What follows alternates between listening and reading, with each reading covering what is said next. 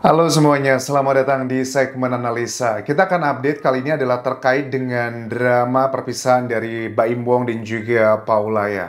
Kemarin ini ada salah satu hal yang menurut aku juga cukup unik pada saat majelis hakim datang ke tiga rumah atau tiga kediaman dari Baim Wong untuk melakukan sidang setempat. Ini kasus yang sebenarnya unik banget ya, sidang setempat itu kalau di masyarakat Indonesia yang sempat populer beberapa kasus besar seperti Vina Cirebon, kemudian juga kasus yang Verdi Sambo, itu ada sidang setempat. Tapi kali ini urusan rumah tangga, tapi ada sidang setempat. Sampai sebegitu urgentnya kah? Nah makanya aku lihat memang seperti dari pihak pengadilan pun serba bingung gitu ya, menilai dari fakta-fakta persidangan ataukah sesuai dengan yang ada di masyarakat. Karena di Indonesia itu no viral, no justice, terlepas siapa yang benar dengan klaimnya masing-masing.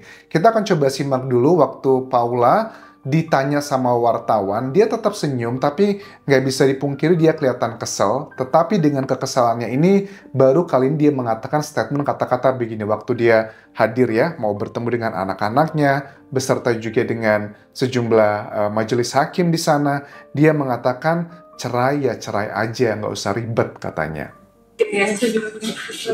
Ya ada secara masalah.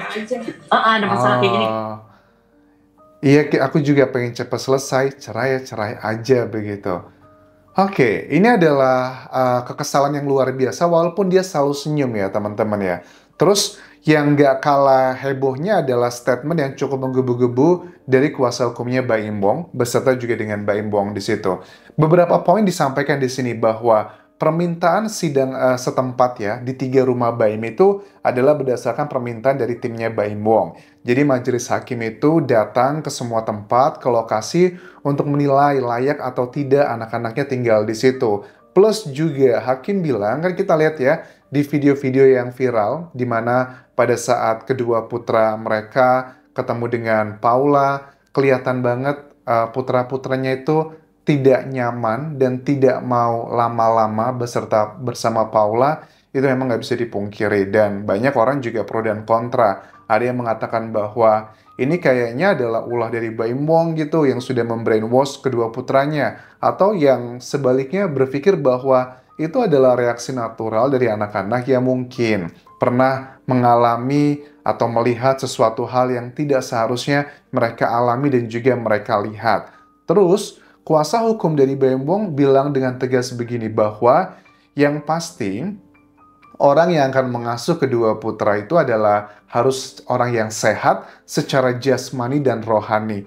Ini indikasinya ditunjukkan adalah ke Paula begitu. Kenapa? Apakah ini menunjukkan bahwa Paula nggak sehat secara jasmani kah? Atau nggak sehat secara rohani kah?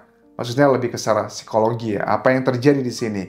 Terus anak-anak waktu datang tadi ada yang teriak-teriak, itu menunjukkan adalah penolakan. Ini yang sudah sering kami jelaskan dalam persidangan, termasuk dalam fakta persidangan, tapi kali ini para majelis hakim melihat secara langsung bagaimana reaksi dari anak-anak pada saat bertemu dengan Paula.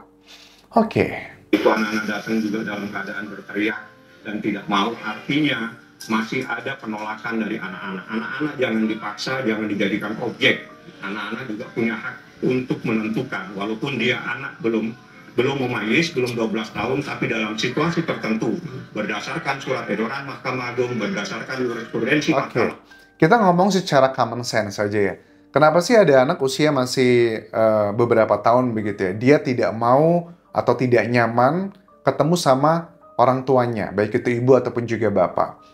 Apakah ini anak bisa dimanipulasi? Jujur ya, dari secara pengalaman pribadi dan aku lihat dari case yang ada di Indonesia, biasanya anak-anak itu ya, walaupun dia let's say pernah melihat sesuatu hal yang buruk terjadi, dia ngerasa trauma, biasanya anak-anak itu ngerasa ya udah kalau ada ibunya ya deket-deket aja, nggak ada rasa hal-hal yang gimana. Ini mengingatkan aku dulu sama kasus yang selebriti yang dulu ada kan penyanyi dan juga keduanya penyanyi gitu ya. Kalau nggak salah Anang sama Kade zaman dulu kan juga kurang lebih agak-agak mirip ya reaksi dari putra-putrinya. Walaupun sekarang mereka sudah baik-baik melewati, tapi kan sudah butuh belasan tahun ya untuk melewati itu semua. Apa yang terjadi sebenarnya? Kenapa putra-putra mereka kok kelihatan banget gak nyaman sama Paula? Apakah di brainwash? I don't think so. Bisa terjadi seperti itu. Ataukah memang bahwa anak-anaknya ini ngerasa ngelihat sesuatu hal yang nggak nyaman atau juga diperlakukan nggak nyaman? Mungkin, namanya manusia nggak ada yang sempurna kan ya. Ada beberapa komentar netizen begini, Paula mohon maaf banget ya, katakan berjilbab itu setelah terjadi adalah perseteruan ini. Itu adalah tipikal orang di Indonesia anjas, katanya kalau sudah melakukan kesalahan, itu biasanya hal-hal yang agamis itu dilakukan. Kalau yang pria zaman dulu kan ya, ada yang koruptor-koruptor gitu, langsung pakai peci, perempuan pakai jilbab dan sebagainya, yang mengalami masalah. Apakah ini juga terjadi pada Paula? Tapi aku yakin ya manusia itu nggak ada yang sempurna. Kalaupun memang Paula salah, aku yakin Mbak Im juga ada peranan di situ. Tetapi sayang sekali, ini sudah melibatkan publik dan juga melibatkan kedua putranya, dan sangat disayangkan korban dari peristiwa ini sudah jelas adalah kedua putra mereka. Artinya masih ada penolakan di situ dan jangan dipaksa. Secara hukum strategi ini kesannya akan menguntungkan di pihaknya Mbak Im Wong. Jadi hak asuh kemungkinan besar akan jatuh ke sang bapak dengan berbagai macam komponen yang telah disiapkan di sini. Tetapi sekali lagi ini adalah bagian dari alat bukti ya. Karena kan di persidangan itu dibutuhkan adalah keyakinan hakim. Keyakinan hakim itu bisa ditunjang dengan satu alat bukti, itu biasanya adalah berlandaskan hal tersebut. Alat bukti itu ada 5 dalam hukum, teman-teman. Ada keterangan saksi, keterangan ahli, keterangan terdakwa, petunjuk, dan juga surat. Kita tahu dalam persidangan ini kan yang tertutup, Mbak Im mengatakan bahwa kami juga sudah menghadirkan saksi ahli, forensik psikologi, yang untuk anak. Itu udah masuk dalam keterangan saksi ahli ya. Terus juga hakim biar lebih meyakinkan lagi selain mendengarkan dari keterangan saksi ataupun juga barang bukti berupa rekaman-rekaman, juga pengen melihat secara langsung. Jadi nggak cuma 1 atau 2 alat bukti, kayaknya banyak alat bukti yang menjadikan pertimbangan hakim nanti untuk memutuskan siapa yang menjadi wali resmi dari kedua putranya ini.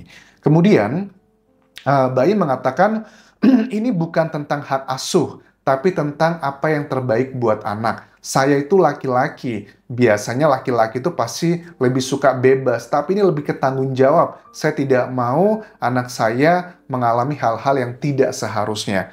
Sebenarnya kejadian seperti itu di sisi lain tuh aku ngeliat bahwa ini kedua orang tua tuh begitu menyayangi kedua putranya loh. Karena di luar sana, di masyarakat Indonesia yang kelas menengah ke bawah, aku lihat banyak banget yang mereka tuh lempar tanggung jawab gitu ya. Ya udah ikut kamu aja sana anaknya, enggak ikut kamu aja gitu. Justru malah kadang ada seorang bapak yang sudah berpisah, nggak peduli sama sekali sama anaknya, ya dibiarkan begitu aja. Sisi baiknya adalah ini kedua individu, kedua orang tua sangat sayang sekali kepada kedua anaknya, merebutkan begitu loh. Kesannya adalah seperti itu. Kenapa nggak kerja sama aja untuk yang terbaik buat kedua putranya?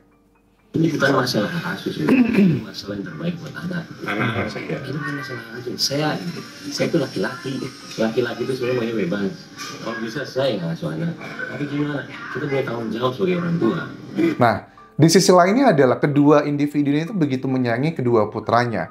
Tetapi mungkin ya, karena walaupun Bayim selalu mengatakan bahwa ini bukan tentang hak asuh anak, ya kita nggak bisa pungkiri itu yang sedang diperjuangkan sekarang ya. Masih ada rasa sakit hati sih kalau aku lihat di Baim ya, karena dengan dia mengatakan dalam wawancara ini pun juga bahwa awalnya bahwa kami itu semuanya sudah mau diem-diem aja, nggak mau dibongkar tentang penyebab perceraian dan sebagainya. Cuman karena semuanya sudah Paulanya nggak mau diem-diem aja, sekarang sudah terbuka mungkin karena dia sudah tergiring opini masyarakat A, B, C, dan D. Bahkan kuasa hukumnya itu menggebu-gebu mengatakan begini bahwa ini sudah jelas di fakta persidangan tuh ada istri durhaka. Maksudnya gimana? Ada istri yang berduaan dengan pria lain di tempat yang tidak seharusnya, di waktu yang tidak seharusnya, dan A, B, C, dan D. Intinya adalah dugaan terkait dengan pria idaman lain. Dalam proses persidangan terungkap adanya seorang istri yang durhaka kepada suami, ada seseorang istri yang lulus, ada seseorang istri yang berduaan di dalam sebuah tempat yang bukan pada tempatnya, di mana laki-laki tersebut bukan muslimnya. Menurut syariat Islam itu adalah dilarang dan itu adalah istri yang durhaka. Oke, ini ngomongin masalah syariat Islam, ini berat ya. Apakah betul seorang perempuan dengan pria lainnya berduaan di sebuah tempat yang bukan muhrimnya itu boleh atau tidak? Maksudku dengan pergaulan ibu kota Jakarta, mereka selebriti. Baim pun juga sama kan, ada banyak orang yang mengkritik bahwa Baim juga sama, kalau lagi ketemu perempuan juga suka peluk, suka cium dan sebagainya, apakah itu sesuai syariat Islam atau bukan. Tapi konteksnya adalah, kalau aku lihat dari sisi metropolitan ya, nggak ngomongin agama ya, apakah perempuan sama laki-laki temenan di ibu kota Jakarta tuh hal yang wajar nggak sih? Hal yang lumrah nggak sih? Kalau menurut aku hal yang lumrah ya, apalagi di dunia selebriti. Tetapi aku yakin hal itu bukanlah hal satu-satunya aja yang membuat Baim Wong menuduh Paula memiliki pria idaman lain. Kita udah tahu kan bukti-buktinya, katanya dia punya chat, dia punya rekaman A, B, C, dan D, bahkan juga Baim sudah mengkonfrontasi. Tapi Baim memang sudah tidak mau lagi mempertahankan rumah tangganya, tetapi kan ya Paula pun juga sama, awalnya kan berusaha mempertahankan, tapi dengan statement terbaru dia bilang, cerai ya cerai aja begitu loh, nggak usah dibuat ribet intinya. Cuman kan ini nggak hanya sekedar hal tersebut teman-teman. Terus Baim juga mengedres dalam wawancara ini, setahun terakhir itu saya menghadapi banyak sekali dalam tanda kutip adalah hajar atau dihujat di media, dibilangin pelit, dibilangin KDRT, dibilangin katanya saya ngajarin anak-anak untuk ngelawan ibunya. Setahun ini saya diem aja, semua itu saya lakukan demi anak agar tidak ada jejak digital yang kesannya buruk begitu loh. Tetapi ini semua terbongkar, ya suka tidak suka adalah karena memang ini maunya dari pihak Paula, sudah sama-sama ngebuka semuanya begitu. Saya berbulan-bulan sampai setahun, saya benar-benar dihajar sama semuanya, tapi berusaha saya diam, cuma karena anaknya. Saya takut anak saya baca apa yang saya lontarkan mengenai ibunya. Oke. Dia concern sekali dengan jejak digital ya, tapi Baim juga manusia biasa gitu ya. Pada saat aku lihat di komentar Instagramnya kan ya, banyak banget hujatan ke dia A, B, C, dan D. Ini juga nggak baik sih buat jejak digital dirinya. Kalau dia cuma diem aja, nanti pada saat kedua putranya sudah mengerti, udah usia belasan tahun begitu, dipikirnya dengan dia diem adalah sebuah kebenaran. Cuman konflik ini sudah nggak bisa dihindari lagi, ya menurut aku diselesaikan. Kalau ini nggak selesai, kayaknya bakal seperti api dalam sekam.